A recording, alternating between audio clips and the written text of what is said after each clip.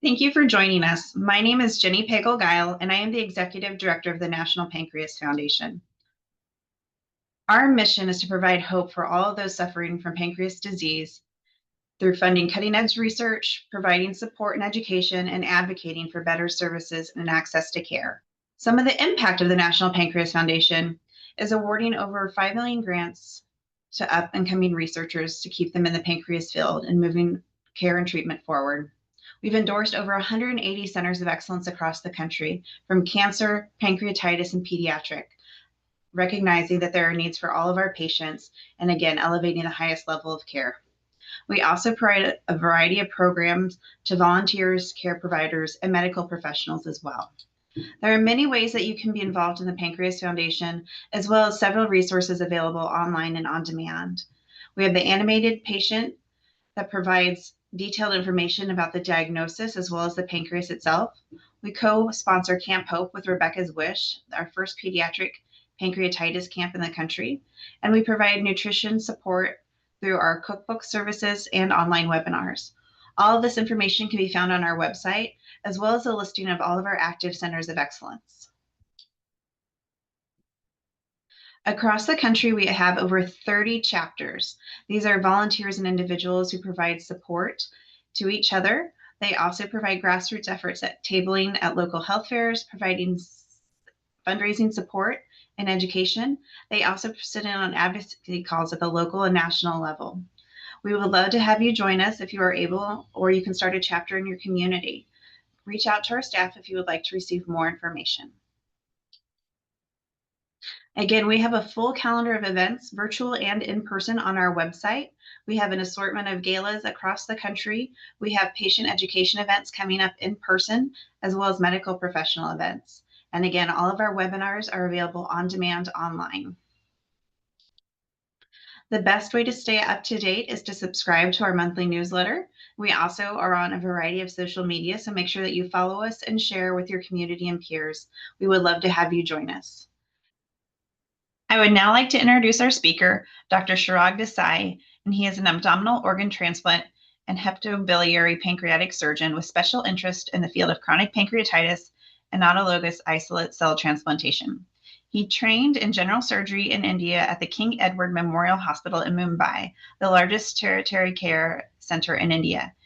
He was an attending surgeon at the same institute between 2003 and 2006. Dr. Desai moved to the United States in 2006 and worked as a visiting physician in the Transplantation Institute at the Mount Sinai School of Medicine.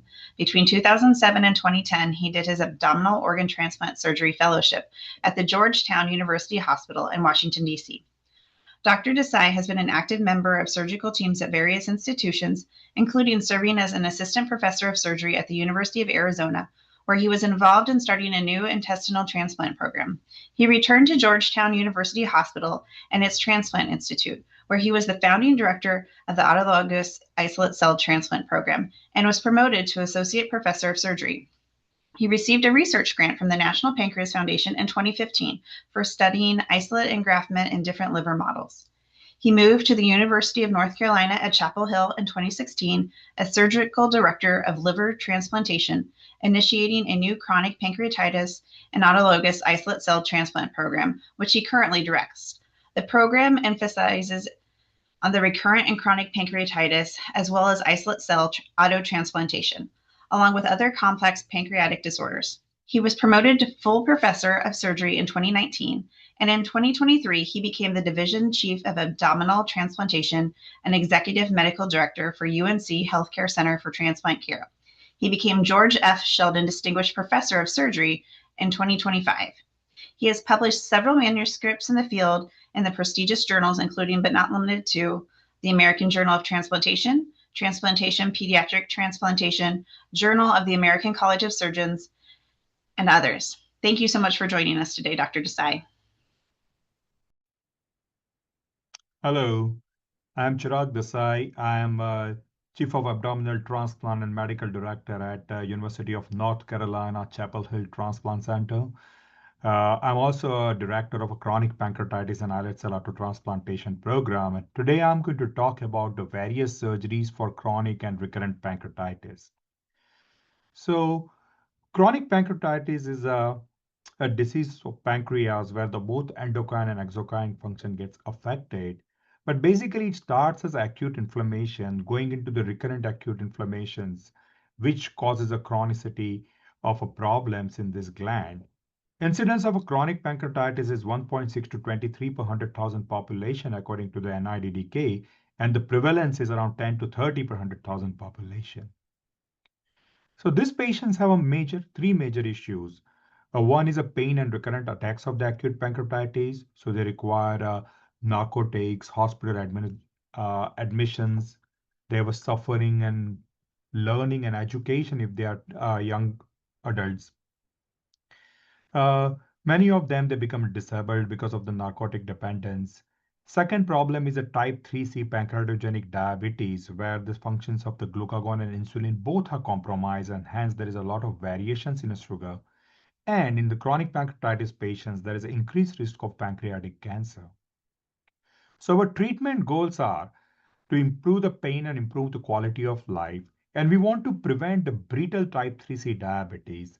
Uh, and we want to achieve the general glycemic control 24/7 and not at one single point of time, like say in the morning or evening. And because that will prevent the end organ damage in these patients and also will prevent the severe hypoglycemic events and hypoglycemic unawareness. And we do the surgery in a way and treat it that the pancreatic cancer can be prevented. And we want to do all this with the minimal anatomical, physiological, immunological, and financial cost. So the surgery for chronic pancreatitis comes into picture when the medical and endoscopic therapy fails, either actually or perceptually by the providers, and they send the patients to the surgery for the evaluation. One of the Dutch studies, ESCAPE trial, had a 30 center. They proved a superiority on cost effectiveness of the early surgery versus endoscopic therapy. However, this needs to be verified in a larger cohort in a larger group. So when we do a surgical evaluations for the patients who are referred for a chronic or recurrent acute pancreatitis, we have to see the first extent of the parenchymal involvement. We look at the ductal involvement. We rule out the malignancy as best we can. And we also want to evaluate the physiological parameters, especially the glycemic control which exists in these patients. So when the patients are referred, first, at the parenchymal involvement, we first look at the dominant disease, if whether the dominant disease is in the head or a tail of the pancreas. If it is within the head of the pancreas, we want to see whether it is with the ductal dilatation or without a ductal dilatation. If it is without a ductal dilatation, that means the predominant burden and the calcifications and all is in the head of the pancreas. In that case, there are various surgeries which can offer. So one is, which is very popular in the European setting, is the biggest procedure, which is also called as a duodenal preserving head resections. In that, the head of the pancreas is resected, and then the anastomosis is done with the jejunum. And there is a modification of that is a Burns process in which the duct is also drained in that cavity which you have cored out in the head of the pancreas. Or it can be a standard Whipple procedure where the pancreas is resected with the part of the duodenum and the bile duct, and then the three anastomosis are performed. There was a European CROPEC trial in Lancet, and which has showed that the duodenal preserving head resections versus the Whipple had no major difference in our quality of life post-surgery after 2 years. There were similar rates of the adverse events, but the DPRH had increased rates of readmission.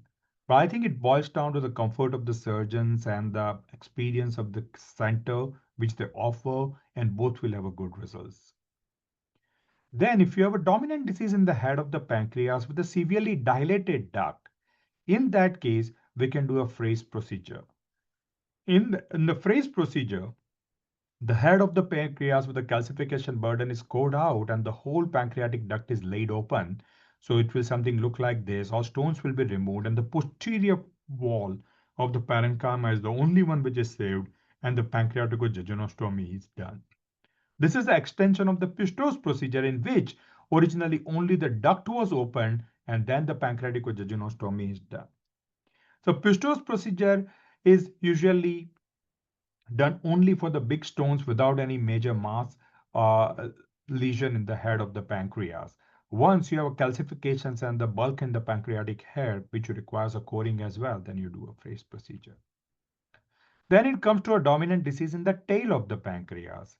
So many patients of the acute pancreatitis or recurrent pancreatitis get a pancreatic necrosis, and followed by the pancreatic necrosis, the duct get disconnected, or they get a trauma and ischemia of the distal part of the duct, and they start setting up a chronic pancreatitis. Their head and the body is probably okay because it drains well in the duodenum, but the distal part gets into the severe chronic pancreatitis, and which is very well known as a disconnected pancreatic duct, and the distal pancreatectomy just may be a sufficient process for that. And these are some of the cases where you can see in the MRI the disconnected pancreatic duct, and you are doing a distal pancreatectomy and splenectomy. Now, the problem happens when there is a diffuse disease in a gland or there is a genetic mutation which is causing this recurrent acute pancreatitis or a chronic pancreatitis. And for that patients, removing the head or tail will not suffice, and hence we have to do a total pancreatectomy. But as you can imagine, that can be a morbid procedure. So for that, we first evaluate the endocrine function. If your endocrine function is not very good, then I think the total pancreatectomy only is a option for this patient. But if the endocrine function is well preserved, then it can be coupled with the islet cell autotransplantation. So when it comes to surgical management outcomes, if the patients are not undergoing a total pancreatectomy, then the predictors of the good outcomes are if you have pain less than 3 years, absence of pre-surgical narcotic pain meds, or less than 2 endoscopic procedure. And the patients who are undergoing a total pancreatectomy, disregarding of with or without autologous islet cell transplant, the good predictors from the pain and the quality of life perspective are no previous stents, or if there are less than 2 stents, there is no prior sphincterotomy, and they have a less than 1 year associated narcotic use. So in general, the patients which we select for the total pancreatectomy and islet cell autotransplantations are the ones who have at least a 6-month duration of the impaired quality of life and abdominal pain with difficulty in participating ordinary activities, repeated hospitalization, constant need for the narcotics, inability to attend school, and should be each coupled with the failure to respond to the maximum medical or endoscopic pancreatic duct drainage, or they have a recurrent acute pancreatitis with more than 3 episodes of pain associated with the imaging diagnostic of acute pancreatitis, and or elevated serum amylase or lipase. And we always like to have a coupling with some objective finding, either in the form of like previous surgery which has shown the histopathology, or there is a MRI or CT which is without doubt showing a chronic pancreatitis, or there is a hereditary or genetic mutation. So once we decide somebody can be offered the TPIAT, which is a total pancreatectomy and islet cell autotransplantation, we rule out the malignancy by the CA19-9 and CEA and doing a CT scan and MRI. We rule out the hypercoagulable status because we are going to put the cells in our liver through a portal vein, so we don't want it to clot. We want to do age-appropriate cardiopulmonary workup. And most importantly, before deciding that, we want to do a glycemic control evaluation, which we do it with the hemoglobin A1C, C-peptide, and a continuous glucose monitoring, or maybe oral hypoglycemic uh, glucose tolerance test as per the center's comfort. And then we do other things like a dietitian, social work, psych evaluation, family meeting, etc. So hemoglobin A1C, as you know, is a glycosylated hemoglobin, which gives you a good idea of what 8 to 12 weeks the sugars are running. And then the C-peptide. So insulin is secreted as a proinsulin, which gets cleaved into C-peptide and insulin. C-peptide is a more stable molecule to measure and which has a longer half-life. So that's what we like to do it. Your normal fasting level is 0.6 to 1.8. And we also stimulate the C-peptide because sometimes within the chronic pancreatitis, the islets can be stressed or damaged. So you give a glucagon to these patients, and when the glucagon is given, the 5, 10, and 15 minutes, you draw the blood and see the C-peptide, then in response to that, how much is insulin secreted. And the delta should be at least around 2 for us to do a surgery. And then we do a continuous glucose monitoring, which gives a 24/7 for 4 to 5 days. How much is the time when your glucose is in a good range? And it plots a graph and a table, and the table can tell you how many low and high we prefer the 80% should be in the target range to see a good islet function to do this surgery. And this is one of the important graphics which shows that there can be a difference between the normal hemoglobin A1C and the variations in the glycemic control, because in this glands, both the insulin and glucagon can be affected. So even though your hemoglobin A1C might come out to be okay, sometimes the variations can be high, and that shows uh, in this continuous glucose monitoring. So these red dots are the people with the normal control with normal hemoglobin A1C, and they fall in usually less than 20% of the abnormality in the CGM, whereas the other with many of them with the normal hemoglobin A1C in chronic pancreatitis can fall within this group. So in general, we select these patients with the hemoglobin A1C less than 7, stimulated C-peptide is at least more than 2. They were continuous glucose monitoring showing less than 20% on the high and low. The surgical procedure for the surgeons, we little bit do it differently than the cancer or any other total pancreatectomy, in that we can divide the neck of the pancreas and take the head of the pancreas as a Whipple procedure and take the body and tail out as a distal pancreatectomy.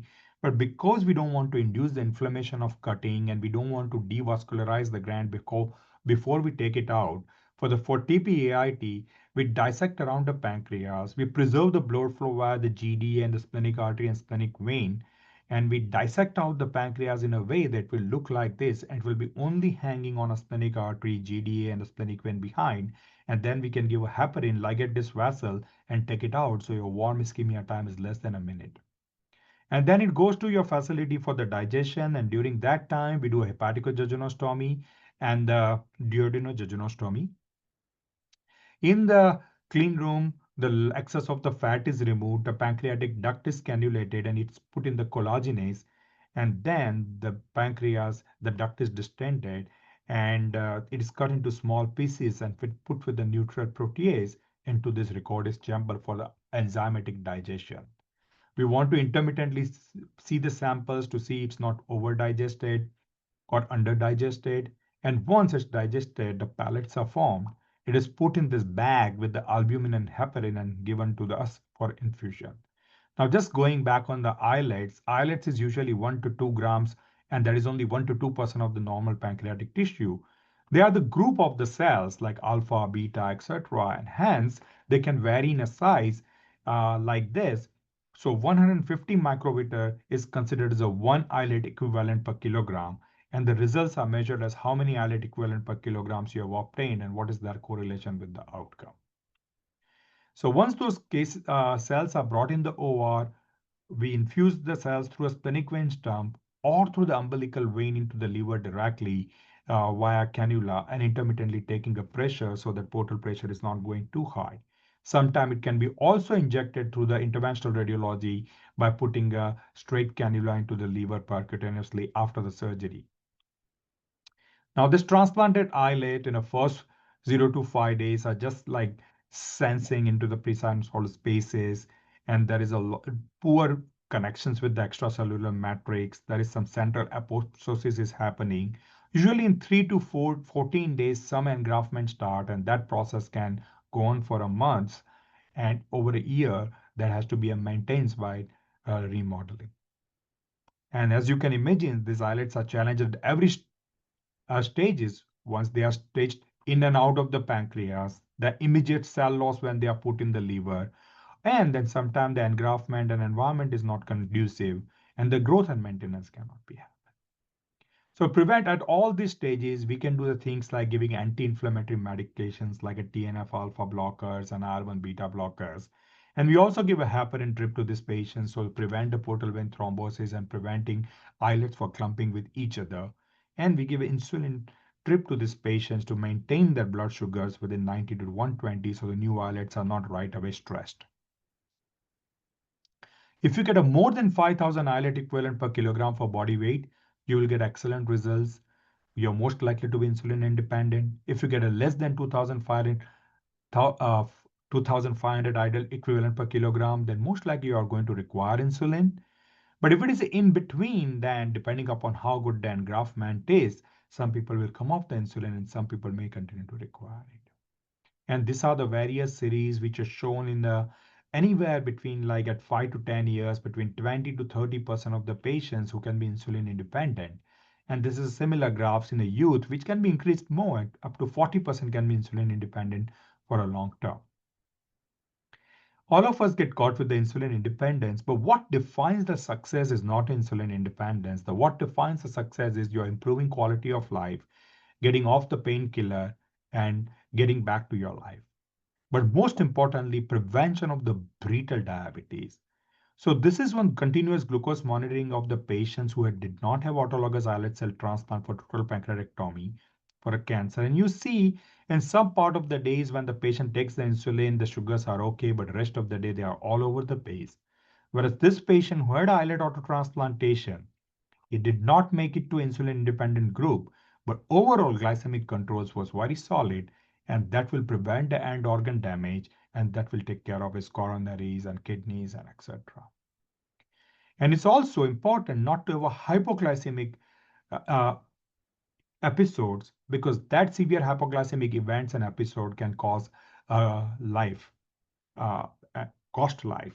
And that is the reason this large CITER study was done retrospectively and showed that there was no severe hypoglycemic event-related mortality in any of the age groups.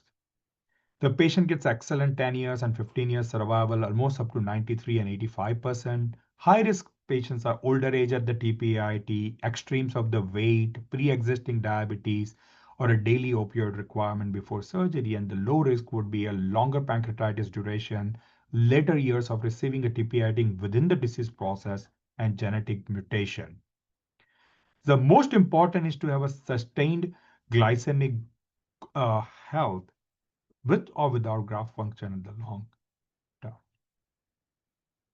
Factors which influence the outcomes are number of islet equivalent per kilogram transplanted, duration of the disease more than 7 years, moderate to severe fibrosis and severe acinar atrophy will have a poor yield, hereditary genetic pancreatitis will have a good yield. Previous surgery, suppose if you have a previous Whipple, then your pancreatic body and tail is preserved. That will give a good islet yield later on rather than vice versa. And the environment in the liver. If the liver is normal, then it's a good engraftment. If the liver is fatty or has some early diabetes related complications, then probably you will have a poor engraftment. At University of North Carolina, this program is going on since 2016. These are the various stages where we have developed the program. And last year, uh, finished around 100 cases of the chronic pancreatitis surgeries in the different groups. And this divides into that we do not offer everybody a total pancreatectomy and islet cell transplant. We follow this algorithm, and based on that, around 35% patients will require a TPAIT, but many of them will get away with a parenchymal preserving surgery for a long, long time with a good quality of life. At a 1 month post-operation, there is no significant difference in a proportion of the narcotic dependence. At a 1 year post-operation, only 3 were still having a narcotic in the TPI groups. And there is no incidence of portal vein thrombosis. However, 2 patients are bleeding requiring intervention, probably suggestive of over anticoagulation. And that is one of the risks in these patients.